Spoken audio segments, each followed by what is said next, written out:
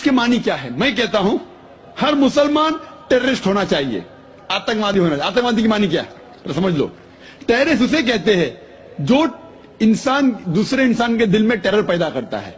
अगर कोई चोर पुलिस को देख रहा है तो उसके दिल में टेरर आता है, खौफ आता है, उस चोर के लिए पुलिस टेररिस्ट है। इस तरीके से हर मुसलमान, कोई भी एंटी सोशल एलिमेंट मुसलमानों को देखता है उसके दिल में खौफ आना ही चाहिए।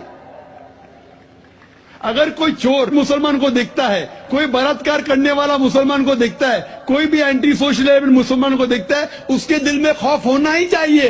कुरान मजीद में अल्लाह ताला फरमाते हैं सूरह अनफाल में सूरह नंबर 8 आयत नंबर 60 में, खौफ पैदा करो उन लोगों के दिल में जो लोग एंटी सोशल है, जो हक को इनकार करते हैं, उनके दिल में खौफ डालो।